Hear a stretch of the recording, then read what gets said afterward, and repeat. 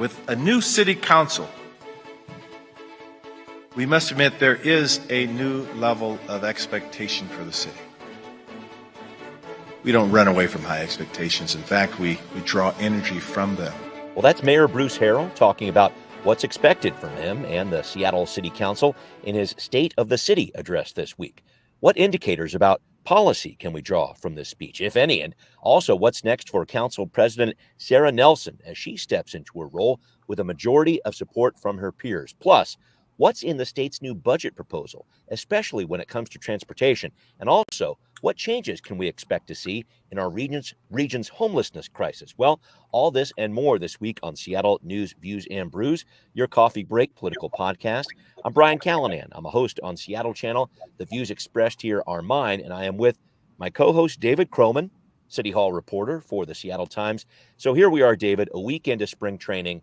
Is it too early to say that I'm definitely seeing the Seattle Mariners get to the World Series, or should I have just said that in January? If you're ever going to say that, this is the time. I mean, you're being unfair to yourself if you're not hopelessly optimistic at this time of year. There's plenty of time for pessimism later. Indeed. That's the right way to look at it, David. Thank you, as always, for joining me. Thanks also to our background noise sponsor, City Grind Espresso, on the first floor of City Hall. Thanks also to our show patrons. Linda, thank you so much for sticking with us as a patron. Thanks for your always helpful comments and questions. And listeners, if you can pledge just $5 a month to the show, we work with you to answer questions about City Hall. Plus, you can access Patrons First podcast before anybody else. Watch for one of those later this week. We really appreciate the support. Come with us, patrons. We need you. Also, a big thanks to Converge Media. The video version of the podcast is on Converge. You can watch it Wednesday nights at 7. All right, let's get going with Right Here, Right Now. David, I wanted to get your perspective on what the mayor said in his State of the City address this week, and I thought it would be helpful to break this into two parts, what he said and then what he didn't say. You had a good write-up on this in the Seattle Times, and I wanted to start with what he did say, some of the highlights there. He was talking about reviewing recruitment policies at the Seattle Police Department. Public safety concerns, of course, a big part of last year's election. He also talked about an impending announcement for funding a post-overdose center. Help guide us through some of these public safety points, maybe, and any other high-level issues that jumped out at you in terms of what he did say in this speech. Yeah, I mean, these speeches tend to be a little light on policy detail. There's usually a few nuggets, and I would say in this speech, the nuggets, the kind of concrete, specific takeaways were, as you mentioned, he said they're going to put $7 million towards a kind of post-overdose facility. My sense is that's going to be with DESC, but I don't really know what else will go into that or exactly what that is. I suppose it's just kind of support for people who have just overdosed and kind of more effort to connect them with resources, that sort of thing. Sure.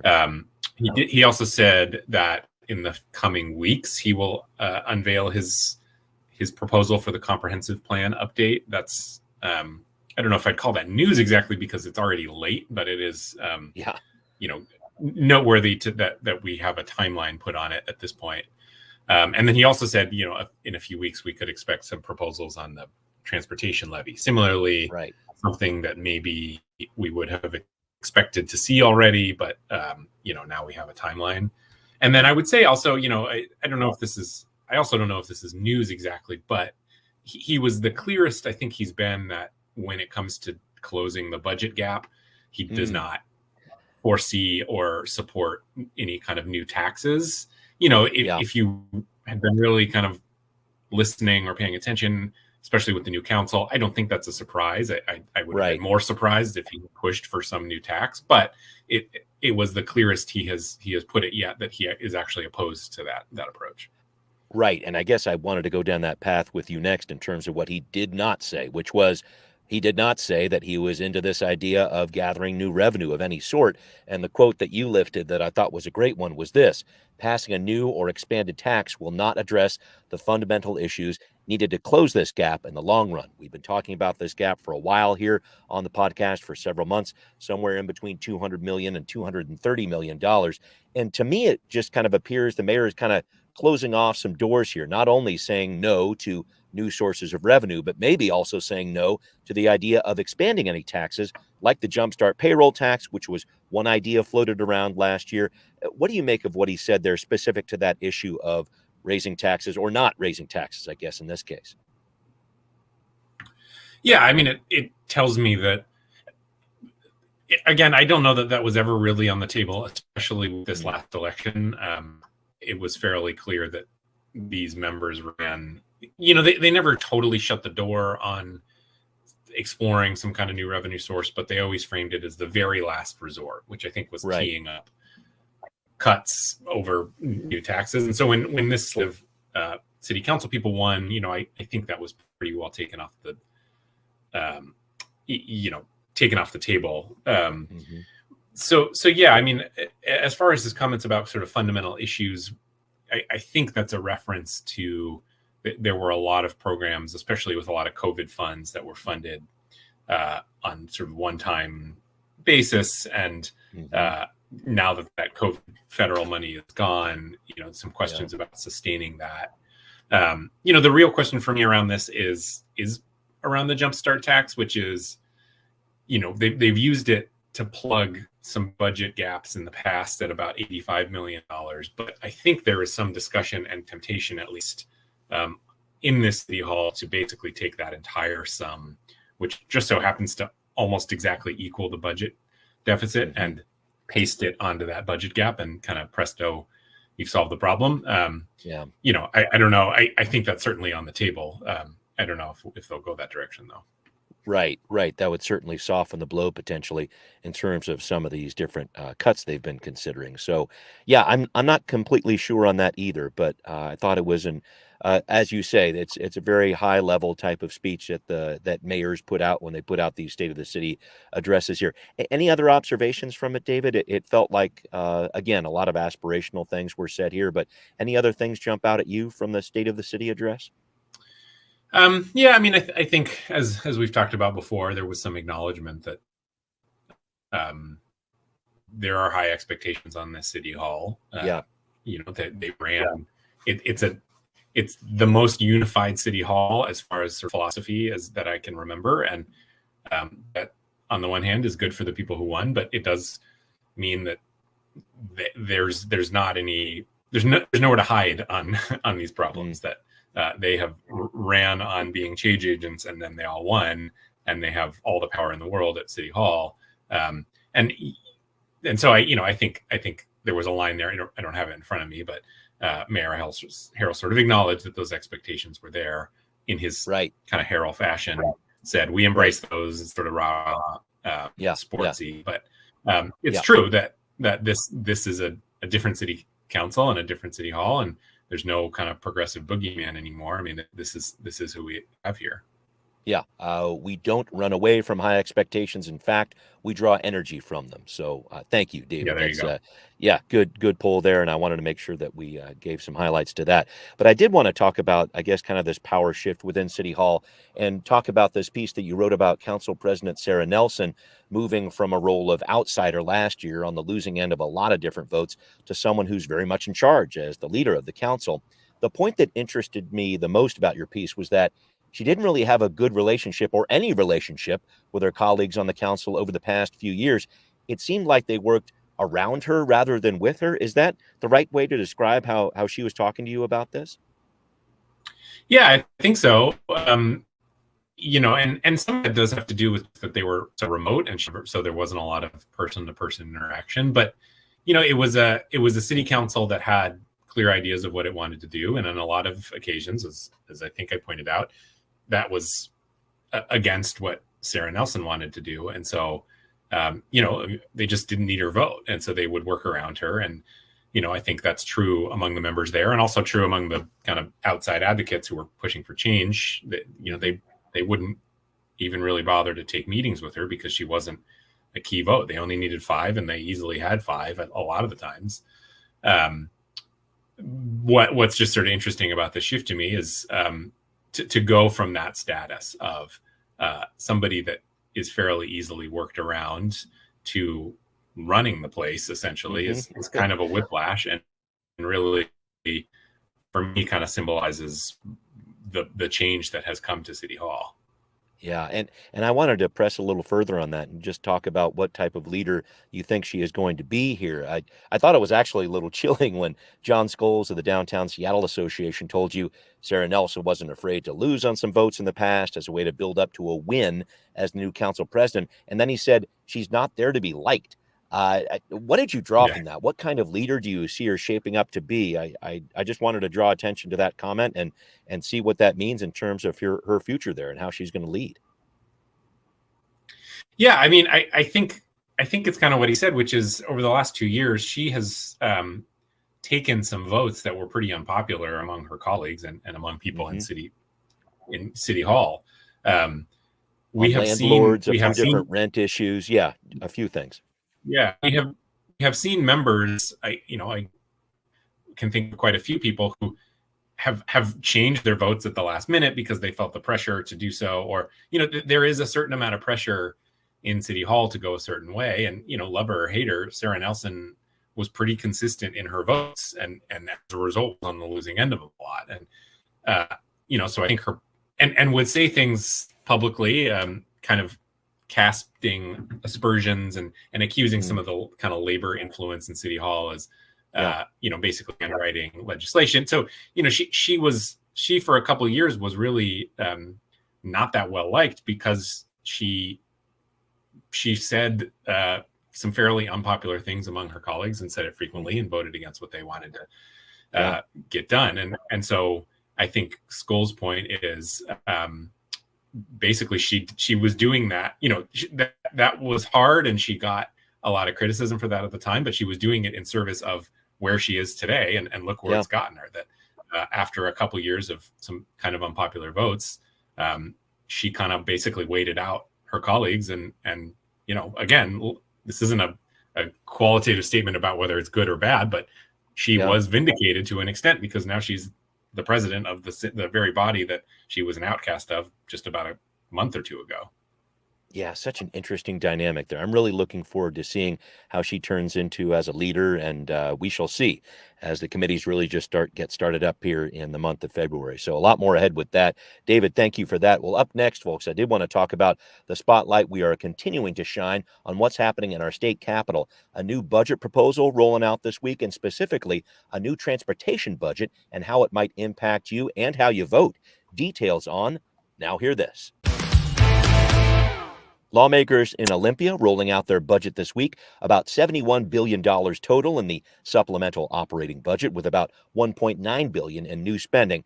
Not a lot of changes generally happen in these supplemental budgets, but I did want to make sure I pointed that out. There are no new taxes in either proposal from the House or Senate, but a lot of that funding is tied to money that comes in from the Climate Commitment Act through the cap and trade system we've talked about on the podcast. And we've also talked about how the CCA is under fire by an initiative, I-2117, that could eliminate it completely. So if it's eliminated, that could blow a hole in a lot of programs, especially transportation, where lawmakers have added $261 million, all dollars from the Climate Commitment Act.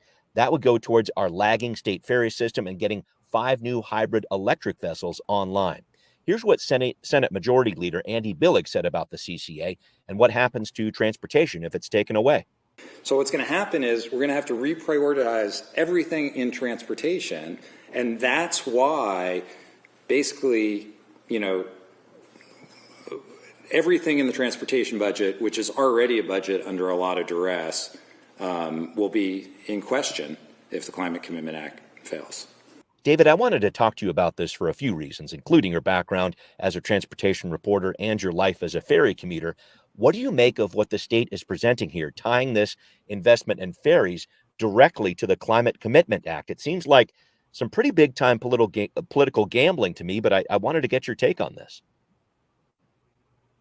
Yeah, I mean, certainly if the Climate Commitment Act is repealed, it's going to cause some scrambling for a system that's already scrambling all the time. It doesn't surprise me. I think the ferries have been among the biggest headaches facing the state and Governor Inslee. And there's a tie in here, which is part of what they're trying to do is electrify the ferry system. Transportation revenue generally is a little the future of transportation revenue is a little shaky, but Mm-hmm. meanwhile, the Climate Commitment Act has brought in like oodles of money more than they projected. And so the math kind of makes some sense. And if you can tie it to the electrification of the ferries, you can sort of, you found a way into fixing an essential problem facing the state, which is the state of the ferry fleet, while also kind of having a justification for leaning on these dollars intended to fight climate change. Right. And I guess just that connection there between something that Washington voters will be voting on this fall. I mean, it really ties together the Climate Commitment Act with, I guess, a lot of ferry riders out there who want to make sure that their system has boats in the future. Do you have a thought about that piece of it? Yeah, I don't, that's a good point. I don't know if there's sort of a specific political aim here. The state Republicans would say so, but yeah, keep going. Mm-hmm. Yes, I don't, and it, that makes sense. It could very well could. I just haven't, done any reporting on that to say whether or not that's true. But, I will say that I expected the state legislature to use the Climate Commitment Act to fund ferries even before this initiative was on the ballot. I think it was a logical fit in a time when they're scrambling for money in a lot of different categories, and we can talk about those other places. It doesn't surprise me at all that the Climate Commitment Act was going to come into play here. At the same time, you're right. I think one of the risks of something like the Climate Commitment Act is the benefits maybe aren't immediately obvious to voters all the time, and slow. I mean, that is the challenge in transportation generally, is you fund something in 2024 and then you don't see the benefits until 2034 or whatever it might be. Right. But you're right. Here's an example where they can say, hey, look, we are fixing our ferry system with these dollars. If you vote to repeal these dollars, that goes away and our ferry system is in worse luck. Right. I think that resonates great with Puget Sound area residents. I think people on the east side of the mountains who are going to also be voting on this probably don't care at all. Right. So, I think there's probably some acknowledgement that there is a bit of a political play here. And also, I think this was likely to be the plan even before there was an initiative on the ballot.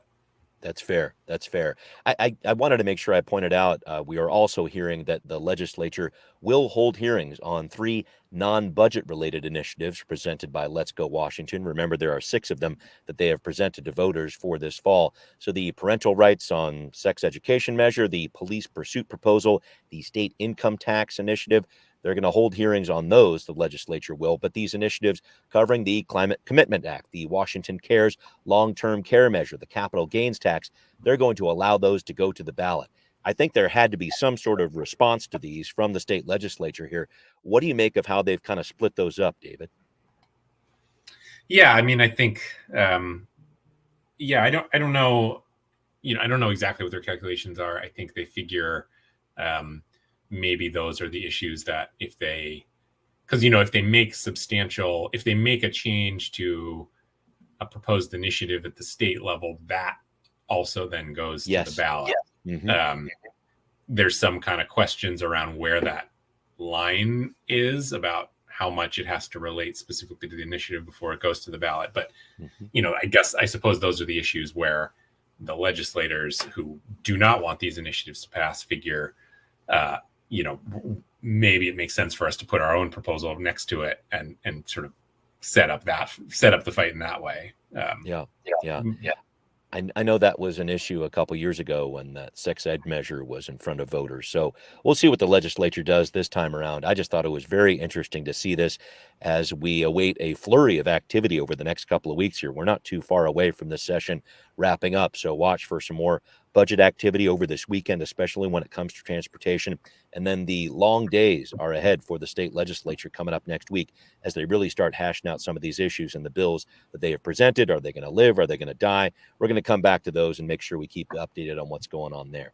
But I really wanted to make sure I kept people updated, David, on something happening in the city of Seattle specifically, a closer look with you at the state of our homelessness crisis. So Deputy Mayor Tiffany Washington led a press conference late last week talking about how the city has reduced the amount of tents occupying public spaces, down from 1,000 2 years ago when Mayor Harrell took office to 523 currently. With RVs, that was more than 300, she said, when Harrell took office. Now it's down to 227.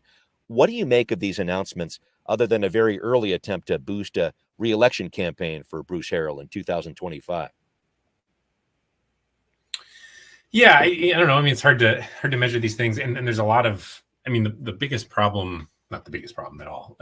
One challenge of measuring progress is, the lies, damn lies, and statistics. It's difficult to know exactly how these are being measured. I mean, the timing is convenient. It comes right before the city hall and this mayor and the city council is likely to kind of second guess its relationship with the King County Regional Homelessness Authority. Mm-hmm. I would say it's early. I'm not sure I'm putting a ton of stock into pronouncements of progress just yet. But we'll see. Yeah, I guess I wanted to touch a little bit further on that relationship with the King County Regional Homelessness Authority, because I think I have definitely heard different council members call that into question. Certainly, I've heard the mayor call that into question. This idea that Seattle is spending more than $165 million on homelessness, that's the stat. But of that amount, about $109 million is going to the KCRHA. And here we are talking about budgets coming up for the city of Seattle over this next year, et cetera. I guess I would like to understand your thoughts about that, where the city of Seattle can go, where it should go when it comes to the KCRHA, which is bringing in a new interim director, et cetera. I know we've touched on this in the past, but where do you see that relationship going, especially when it comes to how the city funds the KCRHA? Yeah, I mean, I think for me, the sort of most obvious effect of this much more kind of politically aligned city council is, I think there's going to be a lot of second guessing about that relationship. The agreement between the city and the body is up for renewal, I guess next year. I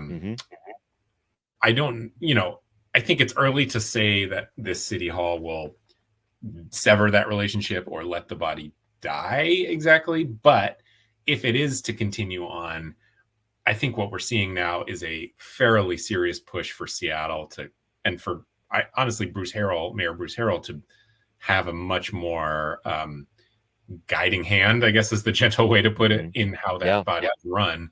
I mean, the new interim CEO kind of comes directly on the recommendation of Mayor Harrell. The two of them played football together at Garfield High School decades. There's tons of photos of them together. I mean, they're good, long friends. Yes. We know that, a consultant that also does some work for Harrell was kind of involved in that process of cease and, helping install him there. And so I think one of two things happen, in the more likely, I think there's pieces of what the city has given to King County Regional Homelessness Authority that the city tries to bring back. I wouldn't be surprised if things around like outreach, and how to deal with homeless encampments comes kind of more money for those things. I would think the city maybe tries to kind of claw back to an extent. The city clearly favors more immediate emergency transitional housing like tiny homes. Whether or not the city has to claw back money to do that, or if this new interim CEO becomes more supportive of that approach, I don't know. But at the end of the day, I think this city hall is going to be fighting for a much stronger arm in kind of dictating the direction of the regional homelessness response, whether that is from within inside the regional homelessness authority or they pull out and just do it on their own. I don't know. I think there's a lot to it, David. It's not just the funding from the city that goes into the Regional Homelessness Authority. I think it's also the structure of the RHA. 3 different boards were in the process, or still are in the process, of overseeing the RHA. I've heard from a few different members. I remember hearing this from Andrew Lewis while he was still in office last year. Let's reduce that to one board so we can have at least one group that we're dealing with, rather than these different entities within the RHA that they have to wrestle with. So I think it's a funding issue. I think it's an issue when it comes to leadership of the group and how boards are involved with the RHA. And I'm with you. I'm very interested to see how this relationship between this new interim CEO of the RHA, Daryl Powell, and Mayor Harrell come together here, because that's going to be one to watch here in the months upcoming. All right, well, coming up here, we are talking about some school bond measures. You better believe it. A number of them passing, but many others not getting the supermajority they need to succeed. What's happening with these votes? Do the goalposts need to be changed on school bonds? More on that story coming up on What's Next. And a quick heads up here, listeners, we are getting some great input for our segment, You Ask, We Answer. Any question you might have about local government, we still need your emails. Send them in to Seattle News, Views, and Brews. Spell it out there at gmail.com. We will be answering one of these questions coming up next week. We're getting a few in. We could always use more. Thank you very much for sending those. But David, I did want to talk about these school bonds. As reported in Crosscut, only 7 of 21 school bonds statewide got the supermajority votes they needed to pass, but 91% of school operations levies, which require only a simple majority, passed. And I thought about this when you tweeted that your youngster's possible future school district didn't pass its school bond. Is it time to reconsider getting rid of that supermajority rule for school bonds? Or what do you think about this? Yeah, I don't know. I'm not an education reporter, so I don't have a ton of sort of context on the origins of that.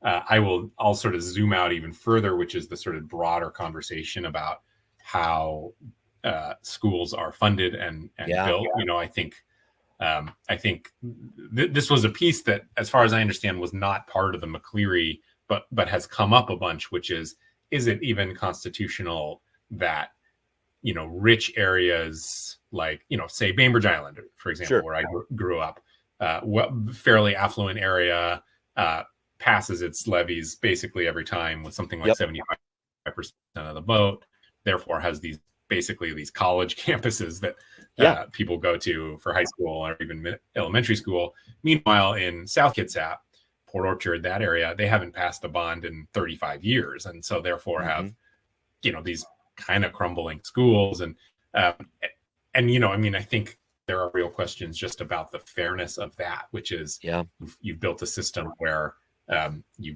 kind of have haves and have-nots. And I know that there are conversations around, finding that unconstitutional and finding a way to kind of spread peanut butter around the money a little bit better in a way. So I don't know about the 60% threshold. Clearly it's getting to the point where it's blocking some of these funds. But I do think that there's just kind of a larger issue around that basic system of having individual districts decide how much money they want to give their school. And, it just creates a system where areas with more money are going to have better schools than areas with less money. Yeah, I remember in the fallout from the McCleary decision a few years ago, that was the big idea that lawmakers had said, this is looking like a solution here with the funding mechanism that they proposed. And I believe the idea of McCleary was that this basic education piece was paid for and was the same around the state. But I think you're right. When you start adding in these different pieces about what these bonds actually pay for, that's where the devil's in the details there, because if they're actually paying for things like salaries for teachers and things of that nature, that's where we see that discrepancy. And I hate to say it, that McCleary fix that a lot of us were reporting on a couple of years ago didn't really seem like much of a fix to me. But this is a very important issue. I think this is something lawmakers have talked about for a while. I will say that these measures that have been passing, these school operations levies, well, it was the deal that for a long time, those were super majorities too. But in 2007, lawmakers and voters actually changed the Constitution to remove that supermajority requirement for all the school levies. It's made them easier to pass ever since then. So again, one of those education stories. I'm not an education reporter either, David, but I always find it's interesting to look at these things and see how they affect the everyday taxpayer too. All right, we do need to wrap up here, David. I just wanted to, commiserate with you about a sad state of affairs at City Hall. I saw you post on this. That one spot where you could actually charge your phone on the first floor, that one outlet that's there, the chair is gone. Now, what are you supposed to do? Talk to me about this. This is a crisis of phone charging. What do you got? Yeah, there are like 3 outlets in the whole place. One is by the coffee cart, so you can sit at one of those tables, but then you there's a lot of noise and you run into a million people. The other's Yes. way off on the corner on a cold bench. And then there was this one nice one where you had a leather chair you could sit in, and they got rid of that chair. The conspiracy theorist in me, and I don't know, this is actually a stretch, is they were trying to discourage people from coming in there and camping and charging their phones, and making it harder to do that. I would like to see it reinstalled, because that was kind of my office away from my office, was that particular corner, so I could plug in and sit comfortably. Yeah, David, I'm going to see what I can do on that. This aggression will not stand, man. We need to get that chair back for you. I tell you. I'm David, just going to thank move. you. I'm just going to pick up a chair from somewhere else and put it there next time. That's right. You got to do what you got to do. Well, David, thank you for helping me out once again. Thanks to everybody listening to Seattle News, Views, and Brews, where you can always find out what's brewing in local politics. Thanks especially to our patrons who support the show. Please get in touch with us and send us some questions at Seattle News, Views, and Brews at gmail.com. This podcast is on Apple, Spotify, Stitcher, wherever you listen, we are there. Please find Seattle News, Views, and Brews on Patreon, too. Show your support. Thanks for watching on Converge Media as well. We will see you next time. Seattle News, Views, and Brews is an independent production of Callanan Media Services. Copyright 2024.